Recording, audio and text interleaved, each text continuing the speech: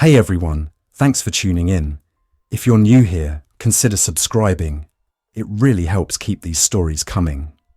And while you're here, let me know in the comments where you're listening from. Now sit back, relax, and let's get into the story.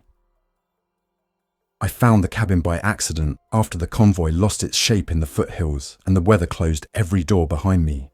I had not intended to live in an old ranger station. I had planned to follow the evacuation trucks down US Route 24 toward the plains and connect with a larger group, but the highway choked on stalled vehicles and the panic that ran through them.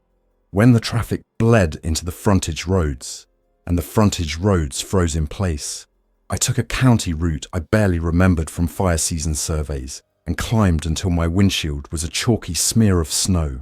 The old Ford pickup, 1999, 3/4 ton, long bed, with a stubborn heater and a manual transfer case, kept climbing. The trailer rattled behind me. The sky had the flat, grey lid that means a front is stacking more cold on top of the cold you already have. My hands were steady on the wheel. My stomach was not. My name is Aaron Hale. I am 37 years old.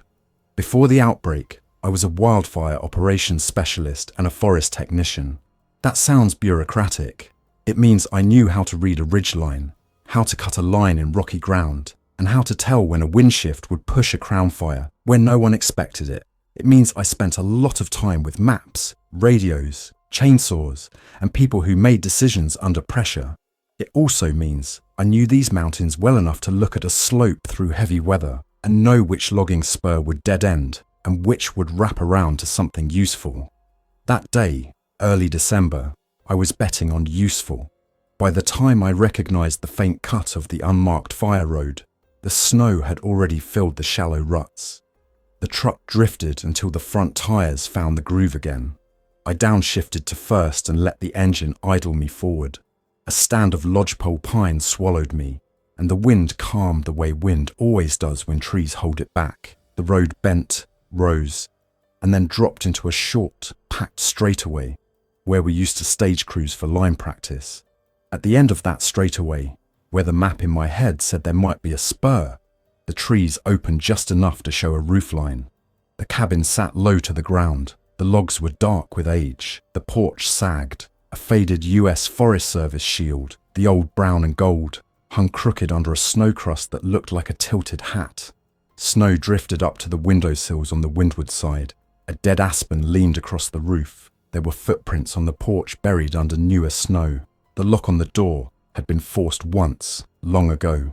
After that, someone had added a hasp and a chain. I parked the truck nose out, tapped the brakes to settle the trailer, and listened.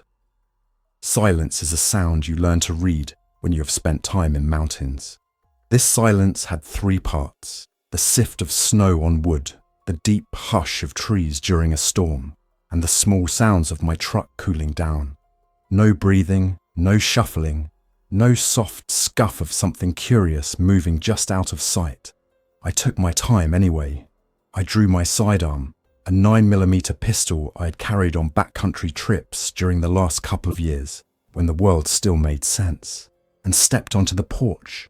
I kept the barrel down, my finger straight on the frame, and pushed the door with my boot. It creaked the way doors in stories creak. I let my eyes adjust. The cabin was one long room, with a corner bedroom partly walled off. A black iron stove sat in the center, a stovepipe running high and out through the back wall into the wind. A wooden work table made from 2x8s spanned the front window. A metal locker stood against the far wall with maintenance stenciled on it in white letters. Someone had left a coil of yellow polypropylene rope on a chair and a stack of cardboard boxes under an old topographical map tacked to the wall. Everything smelled like cold wood and old fuel. I cleared the rooms like I had been taught to clear empty buildings after wildfire evacuations. It is not glamorous. It is measured steps and angles and listening to your breath and keeping track of your corners. The back bedroom had a sagging bed frame and a cracked window covered with plywood. The tiny pantry had shelves lined with dust-coated mason jars, a relic of someone's attempt to make summer last. The bathroom had no running water, but a galvanized bucket sat under the sink with ice in it. No one was home. I holstered the pistol and did the second thing I always did after a long field day. I found the radio.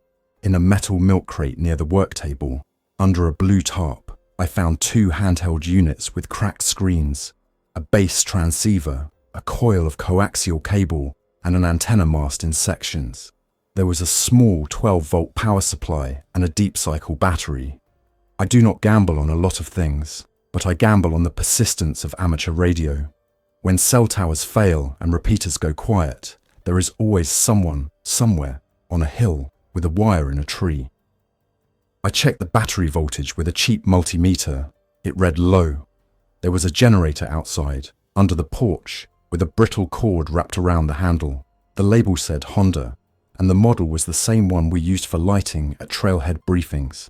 A 7,000-watt inverter unit that sipped fuel when it had a light load and roared when someone tried to run a space heater. The fuel can beside it sloshed when I lifted it. I bled the carburetor, choked it, pulled the cord, and the engine turned over with a grumpy cough. When it smoothed out, the muffled note under the porch sounded louder than it would have been in open air. I winced. Noise carries in snow the way light carries at night, but I needed power to check the radios and to see if the bass could pull a voice out of the static. I kept the generator running only long enough to bring the battery up to a healthy number and to power a small shop light while I inventoried the cabin. The boxes under the map held maps, 30 or 40 of them. San Isabel National Forest quadrangles, fire maps with grease pencil lines, road atlases, and laminated trail guides tourists had lost. The maintenance locker had hand tools, a set of heavy steel pipe sections, a manual post driver, and a welding blanket. On a lower shelf, someone had stacked aluminum mess kits, a stack of paper signal panels, and a tool roll with pliers, crimpers, and spare electrical connectors. Under the bed frame, I found a plastic tote filled with packaged food, beans, rice, canned vegetables, and a small bag of coffee. In the kitchen cabinet were 3 water jugs in the blue plastic we all know, each with a white screw-on cap. 2 were full. One had a hairline crack and a frozen tongue of ice.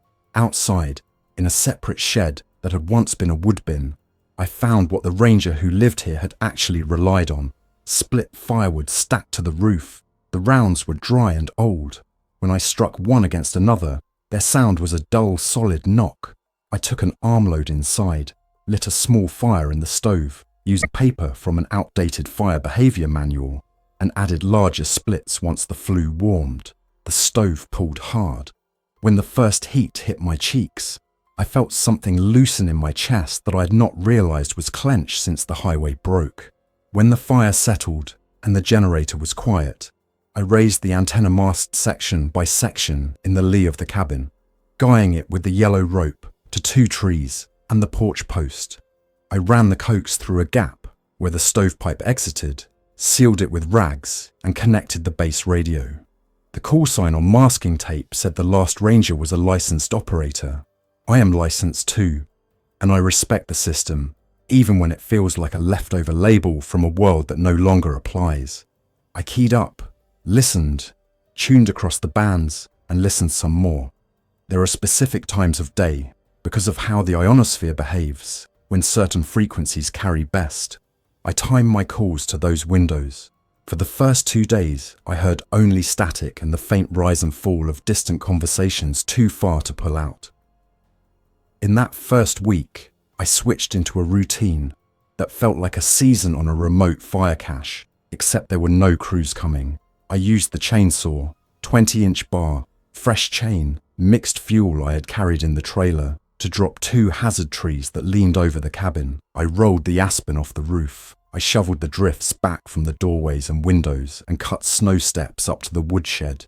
I covered 2 cracks in the west-facing window glass with clear packing tape to keep the wind out. I sealed the door trim with foam strip I found in a maintenance bin. I rigged a snow catchment on the lee side by cutting a shallow trench in the drift and laying a tarp in it so I could scoop clean snow without scraping dirt. Every day, I checked the truck. I kept the battery warm by bringing it inside at night, and I started the engine twice a day to circulate oil and keep the diesel from sulking. I parked it so that if the cabin flooded with snow or visitors I did not want, I would not have to turn around. I ran a line from the bumper to the porch post so I could find it in a whiteout. I draped a wool blanket over the hood at night to hold what little warmth remained. When I filled the tank, I wrote down the level in a small notebook sewn into a leather cover. I labelled the notebook Elk Ridge Log on the first page, and on the second, I wrote my brother's name. I did not write anything else under his name. I kept thinking I would, that I would put down a sentence that explained the empty seat next to me on the day the convoy scattered, or the way I had watched 100 red lights blur into a river of sparks in the snow as I climbed away. I could not get past the name. He had been younger and funnier and looser with his words than me. He had said we were going to make it because we had made it through other hard times, and that this would be like those times if we kept paying attention. He had been right every time before that. When the radio towers went dark, my brother stayed on the main road to wave people through a gap in a jackknife tractor trailer. I went around to find a better angle. I never found him again. By the end of the first week, I had the cabin sealed well enough that a small fire kept it warm. I reinforced the windows with strips of 2x4 screwed into the interior frames, so that the glass could still flex with the cold, but a thrown rock would be slowed by wood. I built a low barrier from fallen logs across the last 50 yards of the fire road. I cut the logs into lengths I could move by hand and crisscrossed them, then spiked them together with rebar and the post driver. It would not stop a vehicle that wanted through, but it would keep a sliding truck from skidding straight into the porch in an ice storm. It also gave me one more visual line to judge movement against, a fence of dark shapes against the white. The first infected I saw that far up the ridge wandered across the clearing on the morning of the 9th day, around 9:30 in the morning. Snow fell in slow, thick flakes. The figure moved at a steady shuffle that forced me to look twice to understand that it was not a hiker. Regular hikers do not cut diagonals like that across snow they do not know. They stop to look at the cabin. They adjust their gait to slopes. This figure moved like a wind-up toy whose spring was set to walk until it struck a tree. It wore a dark jacket and no hat. The hair was matted with ice. The face was unrecognizable under the rim of snow built around the hood. It passed below the window and angled toward the drawer that ran south. I did not open the door. I did not call out. I watched until it disappeared into timber. There are different kinds of fear. One kind is bright and immediate, and it helps you act. Another kind is low and deep, and it makes you smaller if you let it. That morning gave me the second kind. I had believed wind and cold would pen the infected in the towns. I was wrong. They did not move fast. They did not move with purpose as far as I could tell. They moved the way a branch drags slowly through snow when a breeze shifts it. Small, relentless adjustments until the weight falls off and the branch springs up. I guessed that sound carried oddly in the cold, and that sometimes they simply turned in the direction where sound seemed to hang. A generator has a rhythm to it you can feel in your feet as well as hear. I decided to make the engine a rare guest. I shifted from generator electricity to a combination of solar and small battery storage. The lookout tower on the adjacent ridge had once carried a set of panels for a weather station. The station had not transmitted anything since the second week after the outbreak, based on a report I had read before everything went quiet, and I figured no one would object if I gave the panels new work. I brought the truck around the long way, where the ground was flatter, hiked the last quarter mile with a heavy pack, and found the tower half drifted. The panels, 3 of them, lay flat on a metal frame. They were glazed with ice, but unbroken. I brushed them with a pine bough until the glass showed, and tested their output with the multimeter. They still produced current in the winter light. That was enough. It took 2 trips to bring them down safely. I strapped them to a sled I made from a roof panel and lashed the sled to the truck's front recovery points so I could creep downhill without losing a panel in a tree. Back at the cabin, I built a stand on the south side using the pipe sections and some cross braces, then tilted the panels to catch the low winter sun. I used a charge controller from the maintenance bin, simple, analog, with a dial and a green light when current flowed to feed the deep cycle battery. With this and a second battery I salvaged from an empty campground, I could run the small radio, a couple of LED work lights, and a laptop I used for maps without ever pulling the generator cord. I tested a small hand crank radio at night. The hand crank was noisy and it made my shoulder burn, but it was quiet enough outside that it would not draw attention the way a gasoline engine would. The nights were long.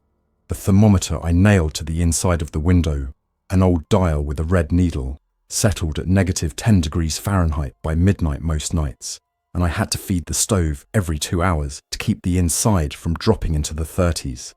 When I slept, I layered wool base, fleece, then a down jacket unzipped so I could move when I needed to. I slept on the floor next to the stove, with my boots in a bag, close enough to stay flexible. Every time I woke, I did a circuit of the windows with the light off, lifting each edge of the curtain to look for motion or a shape where a shape had not been before. I kept the pistol in a holster and a lever-action rifle behind the door. The rifle had been my father's. It had belonged to his father before him. I did not think much about the tradition. I thought about cycles, levers, springs, and the feel of the steel under my hand. On the 12th night, I heard voices. They came thin through the wind at first, then louder near the porch, then muffled again as if whoever spoke had turned away. One was higher, tight with effort. The other was lower and choked. I stood up, the blanket falling off, and felt the cold rush the place where warmth had been. I moved to the door and pressed my ear to the wood. The words were plain. Please, and help, and we saw the smoke. I thought about the generator. I thought about the stovepipe's faint plume, and how it must have drawn a line through the low clouds at dusk, like a finger pointing at the cabin. Stop on the porch, I said through the door. Hands where I can see them. We are on the porch, the higher voice said. We have nothing. He is hurt. Turn on your headlamp and keep it on your face, I said. If anything moves in the trees, tell me before I open this door. I cracked the door and peered through the gap. A woman stood in the beam of a small lamp clipped to her knit cap. Snow covered her shoulders. Her cheeks were raw with wind. She had hair pulled back under the cap and a scarf wrapped twice around her neck. She wore a hard shell jacket that had seen real weather and carried herself like someone who had spent seasons outside. Her backpack hung from one strap over her shoulder, as if she had been dragging weight that would not sit right. Beside her, half sitting, half leaning into the angle where the porch post met the rail, a man held his left hand against his ribcage. His skin was pale, and the skin around his lips was the grey that comes with deeper cold. He blinked and focused on me and tried to straighten, then thought better. My name is Maya, the woman said. This is Elias. We came up from the creek bed. We've been moving since before daylight. Any others? I asked. Not anymore, she said. The way she said it told me there was a story she would not want to tell on the porch in the cold. It also told me she had already accepted that the story had no better ending available than the one she had brought to my door. I let them in. It was not an automatic decision. I had food for myself for a while. I had enough wood if I kept working. I had water as long as the snow fell.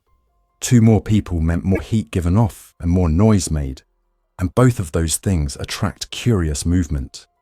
It also meant more hands and more eyes. I was tired of counting my own breaths in the night and waiting for the sound of a heel on the porch boards that was not mine. I unhooked the chain and swung the door wide and stepped back so they would not feel a muzzle near their heads. They caught the smell of heat the way people do when they have been outside long enough that their noses turn off. Maya almost cried.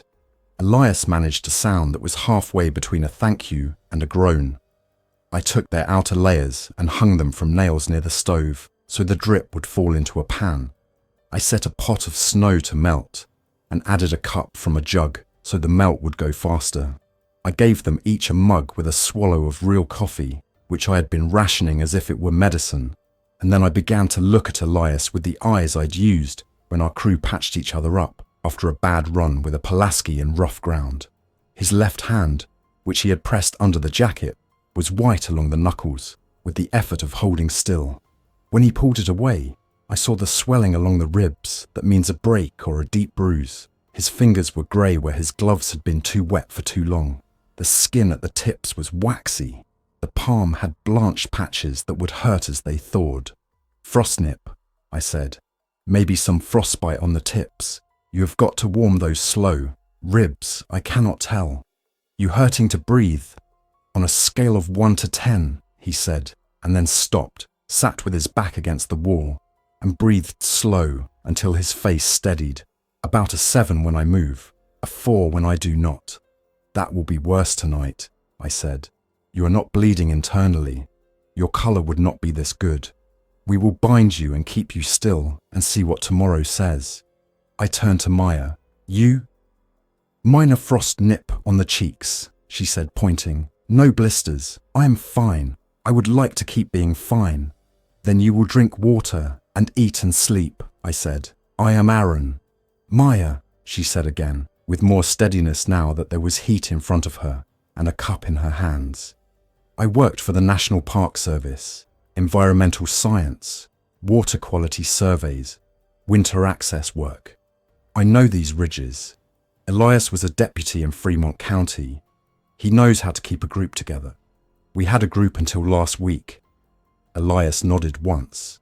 "Someone had to go first crossing the creek when the ice moaned," he said. "We lost 2 in the second crossing.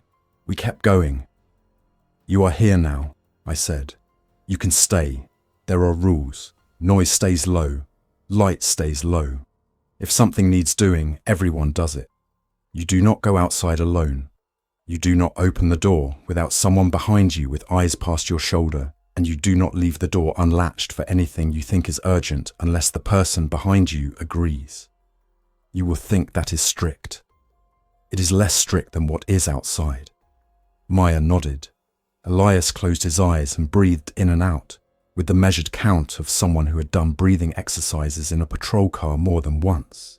That first night they slept, while I sat with my back to the wall, the rifle across my lap, and listened to the change in the wind that means the storm's second wave has arrived. The cabin shifted in tiny increments as the roof took more weight.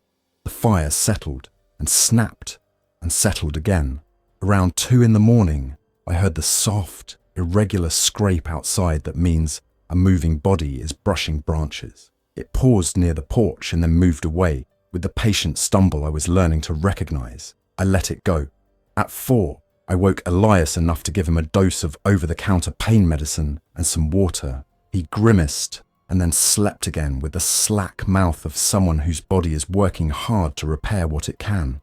At 6, I nudged Maya awake and showed her the water pot and the coffee and the stack of wood and told her I needed 2 hours of sleep while there was grey light. She said she understood. I believed her. The next week, we became a small crew. Maya re-insulated the north wall with foam boards we scavenged from an abandoned campground half a mile down the ridge, cutting the boards to fit with a utility knife and sealing the edges with tape. She built a snow catchment system that made my trench look like a toy. A shallow pit lined with a tarp, a mesh grate over the top to keep debris out, and a 4-inch pipe set into a notch that drained into a covered tub. It meant we did not have to haul snow inside as often. She adjusted the tilt of the solar panels twice a day to catch more light and brushed the snow with a horsehair brush, so I did not scratch the glass with a branch again. She knew what she was doing, and it felt good to watch someone do good work. Elias could not lift heavy objects for the first few days, but he could think, and he did. He sat at the table with the maps and marked routes he knew from his time as a deputy, back ways around communities, dry creek beds with good cover, places where bridges bottlenecked, while he asked us what we had seen and then connected it all into a picture that looked more like a plan than anything I'd allowed myself to hold in my head since the highway. "If we have to leave," he said, "we go north by the shoulder of the ridge where the wind scours it. No one works the easy ground if they do not have to. We will not have to if we move smart. At night, we took turns on watch. We kept it simple. One person awake for 2 hours. One person half awake in a sleeping bag near the stove, who could be fully awake in one breath. We kept the generator off. We used the radio sparingly. When I did transmit, I kept it short and used a call sign that did not link the transmission to a particular cabin. There were voices, more now, from other rangers and from people who had found enough materials to make a wire dipole and sling it between trees. The voices were clipped, practical, and mostly local. The far ones fell into static. We were not alone every day. On the 4th morning, after Maya and Elias arrived, around 11, the steady cadence of the infected drifted down the road. 3 figures. 2 moved with the dragging shuffle I recognized. The third moved differently, a stiff-legged lope that looked like a person trying to keep warm. I stepped behind the window post and watched. The third figure stopped at the log barrier and stood with head down for a long count. Then they raised their head and looked directly at the cabin, as if they knew how windows gather eyes. I held my breath. The figure lifted a hand. The motion was precise. It was a wave. I breathed out, slow. Maya touched my shoulder and held up the binoculars. I shook my head and we waited. The 3 moved on without turning up the spur to the cabin. They passed into the trees and disappeared. I had a momentary rush of relief that the barrier and the snow fooled them, and then the relief soured. I do not enjoy this part of myself, but it came. The wish that they would not find anything else either, and that if there were a choice between us and them, the choice would bend toward us. Survival narrows your ethics if you let it. The trick, I think, is to narrow them only in the places where not narrowing them would kill you, and to keep them wide everywhere else. I wrote the time and the direction of travel in the log. I wrote 3 stick figures and a short arrow. I drew a small wave next to the first figure. I felt foolish and left it there anyway. By the end of December, the cabin had a heartbeat. That is what we started to call the electric fence, the heartbeat. We had found 2 fence energizers in a storage closet at the campground and a spool of electric fence wire in a tool shed that looked like the previous ranger had been preparing to keep elk out of the trash. We ran 3 strands around the cabin at knee height, waist height, and chest height, attached them to fiberglass posts, and drove the posts into the frozen ground with a steel spike I heated in the stove, and then sledgehammered through the frost. We wired the energizer to the battery bank and grounded it to a rod driven into the damp soil under the porch. When it ticked, that tick travelled through the floor into our bodies, a metronome that measured danger and comfort at the same time. It would not stop an avalanche of bodies, but it would bite hard enough to change a curious stumble into a retreat, and it helped our sleep more than I would have admitted before we built it. January arrived like a long exhale of cold. The night air dropped to -20 degrees Fahrenheit and held there. The wind drove powder into every small opening and made the trees knock together like old bones. The silence that had been 3 parts became 4. Sift, hush, truck, tick. The dead did not freeze. They slowed and grew clumsy, and sometimes fell and lay, until a new sound drew them up again. We learned their patterns, how they seemed to drift toward low ground during daylight when warmth pulled there, and how they were more active at dusk when the temperature lines crossed. We learned not to take the same path twice through the trees, and not to make predictable sounds at the same time each day. Fuel became the real limit. The generator sat quiet most days. I started it only to run the heavier tools and once a week to give it some exercise. The truck sipped diesel, the stove ate wood like a patient animal. Even so, I could see the pile shrink and the days left stretched like a road viewed through heat shimmer. If I had been alone, I might have counted wrong and told myself there was more than there was. With 3 voices and 3 sets of eyes, the count stayed honest. "We need another way to make gas," I said one night, turning the fuel can in my hands and listening to the hollow slosh. Maya was the first to say it out loud. "Wood gasifier," she said. "You have the barrels. You have the pipe. We can feed the generator with it when we need to, and maybe the truck in a pinch if we are careful." I have seen a unit in the field on a demonstration, I said. We used wood chips baked in a sealed chamber to release gas, then cooled it through a tube with a cyclone filter to pull the tar out, and then fed it into a carburetor. It is dirty fuel. Engines do not love it, but it will run.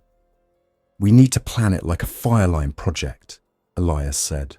What we have, what we need, what we do not know yet, and what failure looks like so we see it coming. Failure looked like tar fouling the generator, and then nothing starting. When we had a string of nights we could not afford to be without power for lights or a radio window.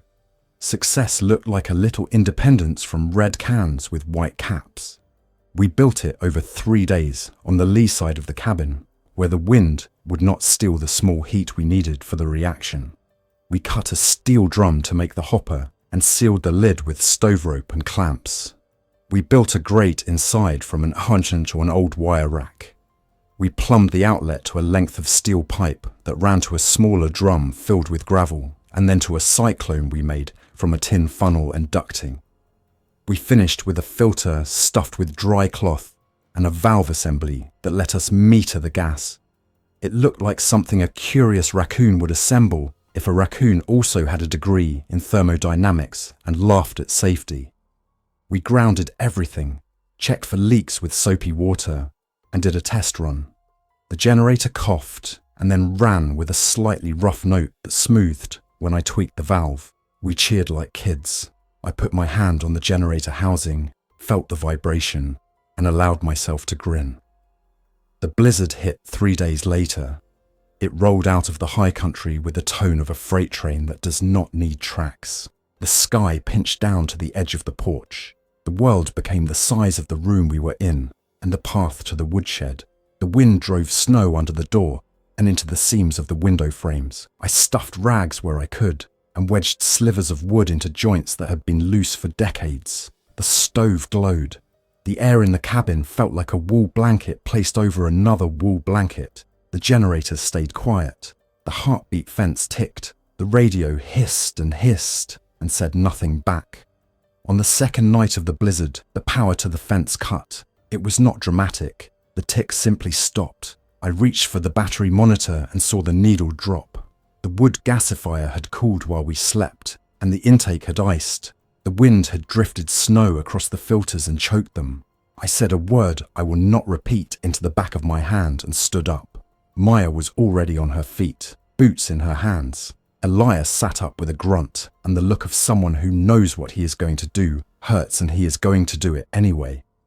"I will go," he said, and I said no. At the same time, Maya said, "We go." He shook his head. "I have to move," he said.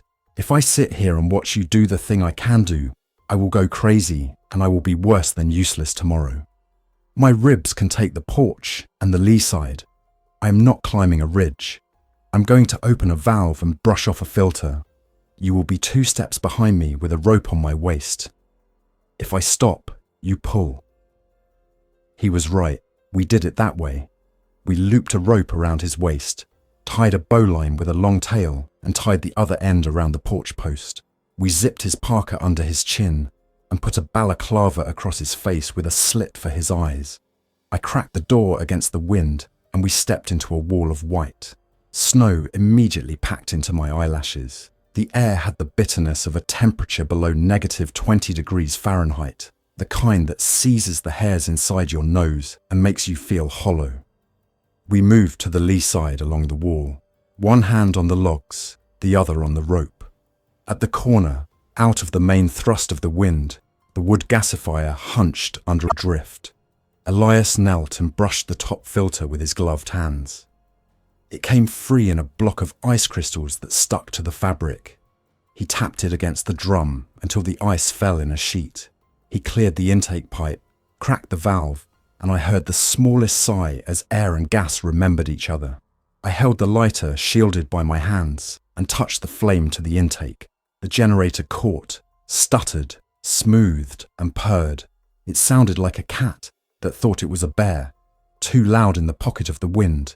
We stood, and we were about to turn back when the world changed tone. It was a simple sound. It was the sound of a boot scraping wood. In any other life, it would have meant nothing. It came from the porch steps. It came again, and with it the weight of a body leaning where nobody had been a minute before. I looked at Elias. He nodded once. We moved back along the wall, the rope slack and then taut as the wind took it. I reached the door and opened it enough to slip inside and grab the rifle from the nail. I handed it to Elias through the crack, and he took it in one hand with the casual competence of someone who has stood a lot of watches on a lot of porches, and said, through his scarf, "Inside." I shook my head and stood behind him 2 steps down the porch. The wind to our right, the door at our backs. The figure that reached the top step had snow where eyebrows should have been. The mouth worked. The hands came up as if to find the door handle by feel. The eyes were open and white and did not track the way eyes track when they see edges. The heartbeat fence was still down. Elias did not shoulder the rifle. He held it angled across his chest and stepped to the side so that he was not directly in front of the door. The figure shuffled toward where I had been. It leaned on the doorframe, missed, and turned its shoulder into the wall as if the wall were a person who would take pity and move. It made a soft, hollow sound like a man who has forgotten how to cough. "Down," I said, not to it, but to Maya inside, and I heard her hit the floor and then felt the thump through the boards as she crawled behind bed. I reached for the insulated switch on the energizer, which I had rewired to an inside knob, and pushed it. The heartbeat returned. The tick rippled through the wood. The figure on the porch did not notice. The 2 others coming up the steps behind it did. When their hands touched the wire at the edge of the porch, they jerked and stumbled back into the wind. One fell and slid on the step, and then found the edge and rolled into the drift. The other yelped. It was a sound that was not language and not entirely animal. It was the sound of pain acknowledged without understanding. It turned and angled away. The figure at the door kept feeling for the handle that was not where it remembered it being. I stepped forward and placed my palm flat against its chest through my glove. There was no heat. There was a stiffness to the muscles under the jacket that reminded me of the first hours of a deer that has lain in snow. It pressed forward into my hand without seeing me. I shifted, and it pressed again. It would have been easy to let fear make me clumsy. I put my boot against the threshold, caught the edge of the jacket near the pocket, and pivoted. The figure slid to the side and found the wire with its shoulder. The shock arched it back. It swung its arms, and then it stepped away. The way an animal steps away from a fence it has learned the shape of the hard part of. It moved sideways into the whiteness. The wind took the edge off its shape. The heartbeat ticked. The generator purred. My heart slowed until I could count again. We shut the door and barred it. The 3 of us stood in the small space by the entry, breathing fog into air that already held too much moisture. I put the rifle back on its nails. Elias leaned his head against the wall and laughed once, in a way that was not humour. Maya pulled her scarf down and said, "Next time, we need a quieter intake." "There will be a next time," I said. "There is always a next time." The blizzard stacked day on day until the cabin felt like a ship iced in a frozen sea. The radios stayed useless. The generator kept the fence alive when we needed it, and every time it caught, we braced for the sound to travel farther than we wanted. On the 4th day, the storm broke. The clouds tore themselves into strips, and the light came low and green and fragile across the ridge. The snow surface glazed in a crust you could walk on for exactly 3 steps before you punched through. The temperature dropped again, the way it does after a storm when the air is too dry to hold heat. We went outside in turns and shoveled the drifts away from the doors and cleared the panels and dug a trench around the cabin so meltwater would have somewhere to go when meltwater existed again. Late that afternoon, Elias did not come back from the lee side when he said he would. I waited at the door, counted 20 breaths, and then counted 20 more. I stepped into my boots and grabbed the rope. The wind had shifted and was pulling long tails of snow off the roof. I rounded the corner and saw one set of footprints leading away toward the gasifier and none leading back. The generator was quiet. The intake was iced again. The footprints went past it, toward the edge of the clearing where the trees start, and then turned into a smear where someone had stumbled and caught themselves and stumbled again. There were 5 sets of other prints in the smear. They were shallow, as if the bodies that made them were not heavy or not fully leaning into the ground. My stomach went hollow in a way that had nothing to do with food. I followed the prints into the trees with the rifle up, and my eyes on the places where the white had been scuffed into a dull grey. The forest at dusk is a tricky place for a brain to do the simple math of direction and distance. It makes you turn when you should not turn. It makes you look where you should not look. I fought it with every step. 10 yards in, I saw a glove. It lay palm up, fingers stiff with ice. 20 yards in, I saw a patch of spruce where the lower branches had been broken. 30 yards in, I saw Elias's scarf caught on a twig, a strip of red against white. Beyond that, through the trees, I saw a shape on the ground that was too square to be natural and too still to be asleep. He had made it almost to a boulder, where the wind eddies and leaves a pocket of relative calm. The prints around him circled and overlapped and then ran away toward the draw. There was no blood on the snow. There were marks where fingers had clutched at fabric. His face had the calm that comes when the body decides it is very tired and will rest now. I did not say his name. I did not touch his face. I sat with him until the light went out entirely, and then I lifted him with the rope under his shoulders and dragged him home. I laid him inside the door and closed the door and bolted it, and then I told Maya. She did not cry. She did not speak for a long time. When she did, she asked me to help her fold a wool blanket around him the way she had been taught to wrap a body for respect when she'd been a volunteer in a backcountry first aid crew. We did it carefully. We set him on the bed he had slept on, and we sat at the table until the stove sank into coals and the heartbeat ticked and the panel light glowed and the wind beat the porch posts like a drum. We said his name. We said his first name and then his last name, and then the name his friends had called him. I wrote the date in the log. I wrote the time as 6:42 in the evening. It would have been guesswork except I had checked my watch at the door, because in a crisis I try to put a pin in one fact that will not slide. After that, the cabin felt bigger and smaller at once. Bigger because his absence made space that had been filled. Smaller because absence has weight. We worked because working keeps grief from making more of itself. I added a second layer of cloth to the gasifier filter. Maya wove a cover for the intake out of wire mesh to keep ice from sealing it as quickly. We took down the third fence strand, which kept freezing to the snow, and rerouted its energy to strengthen the lower two. We planned to move. The decision came from a pile of small facts stacked until they were a wall. The woodpile was low. The food was low enough that we would soon be eating rice with rice and nothing else. The radio had been silent for a long time in the bands where I had expected to hear someone if someone nearby was talking. The infected traffic across the clearing had turned from occasional to steady in a way that suggested a pattern we did not want to be part of. And then there was the tower with a name and a rumour, Station 42, an old fire lookout on a higher ridge 3 miles north, with solar panels and, if rumours from the first weeks of the outbreak could be believed, a radio beacon that had been left running by someone who had not been able to shut it down. A beacon meant power. Power meant a better chance to talk to more people who were trying to be people. We needed a way to move where snowplows would not move. The cabin had a snowmobile in the shed with a ripped seat and a tank that smelled like varnish.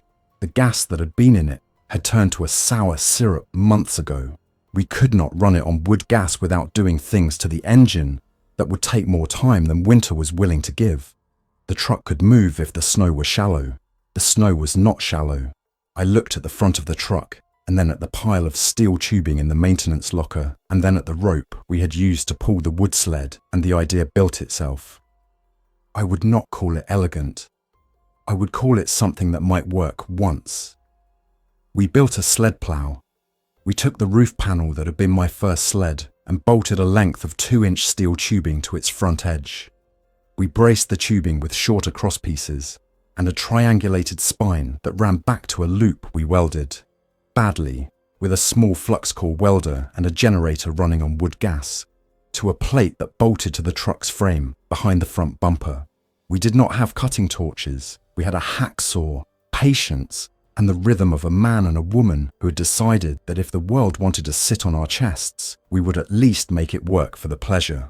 When the sled plough was done, we greased its underbelly with candle wax, laced the leading edge with a chain so it would bite ice, and added a pair of rope handles so one person could yank its nose around if it tried to climb out of the track. It would not win any awards. It would let us nose through snow to the next ridge if we moved slow and kept our tyres on the hard ground under the white. The day we left, the sky held a pale green ribbon across the northern horizon. It was not the kind of bright everyone posts on good years, when the sun wakes particles and they dance. It was a low, flickering hint that the air above us was moving in its own slow way. It made the snow look like brushed steel. It made the trees on the ridge teeth on a jawline. We loaded the truck with what mattered: food, water, tools, the radio, the panels, the batteries, the small medical kit, winter clothing, 2 sleeping bags, the logbook, the maps, and the rifle. We left behind the heavy furniture, the extra stovepipe, and the pile of things people always carry too long because they think the thing and the memory are the same. Maya walked through the cabin one last time and ran her fingers along the edge of the table.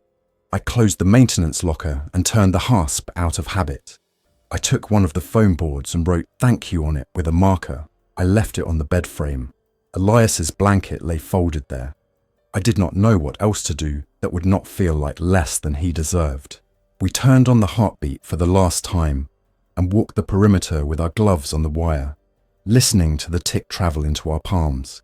We shut the switch. The tick stopped. We stood for a moment in the kind of silence that comes when something that had been there long enough to become a friend goes still. Then we climbed into the truck. I warmed the glow plugs, turned the key, and listened as the engine rolled and caught and settled into the slow diesel thrum I had learned to love, the way some people love a dog's sigh at their feet. The sled plough bit the first drift and shoved it up in a wave that rolled back over the hood and then slid off to the side. We moved at walking speed. Maya sat sideways in the passenger seat, with the door cracked open and a gloved hand on the rope handle attached to the sled. When the nose tried to climb, she yanked and it dropped. When the sled caught on a buried stump, I backed carefully until the chain clinked and the nose freed, and then we nosed forward again. The truck did what trucks do when you respect them. It gave you the best it had to give, and asked only that you not ask for too much at once. We reached the end of the fire road in 40 minutes. On a clear day in summer, it would have taken 3. We paused where the spur met the old 2-track that ran along the shoulder of the ridge. I stepped out and looked back. The cabin sat under its roofline of snow as if it had been poured in place. The window on the east side reflected the pale green ribbon in a way that made it look like a small private aurora. The porch rail leaned, the way it always had, and the steps held the shape of our boots. I wanted to take one more photograph in my head and keep it there, the way I keep the few, sharp, durable pictures that do not fade. I did not close my eyes. I looked until I knew I could look away and still see it. We started north.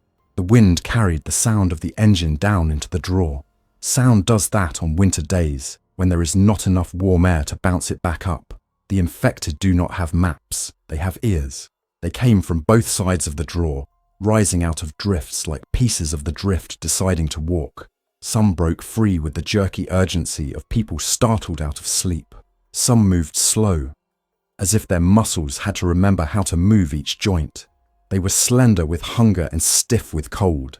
Their clothes were wrong for the weather. Their hands were bare or wrapped in ruins of mittens. They moved toward the noise with patience and hunger and something else I do not have a word for. The same something I saw in forest animals that come down to road shoulders to lick salt, even when they remember what else lives near roads. I kept the truck straight. Maya kept the sled nose down. We cut between 2 clumps that would close if we paused. We did not pause. We slid on a patch of ice and the rear end drifted toward a tree, and I countersteered, and the front tires found texture under powder, and we straightened. One figure lunged toward the passenger door. and hit it with a thump that felt through the frame. Maya braced her boots against the floor and held the rope and did not flinch. 3 more shapes reached the tailgate and then slipped and fell and crawled until they decided crawling was not efficient and stood to walk again. They looked like people walking in a dream where the ground is sticky. At the crest of the small saddle, before the last rise to the tower's ridge, I looked in the side mirror and saw the clearing behind the cabin begin to move. It moved from the center out, like sea ice cracking, except it was bodies breaking crust. Dozens. The storm had buried them while they lay still, and it had kept them from hearing us clearly. But when the engine sound pulled across the ridge in the new calm, they woke. They stood with snow sliding off their shoulders. They moved with a terrible, patient coordination, born of nothing more than all of them pointing at the same noise. Their heads tilted, their mouths worked, their feet found the grooves our tires had cut in the morning, and they stepped into the same prints as if following a rule. We crested the saddle. We did not look back again. The ridge to Station 42 was scoured by wind.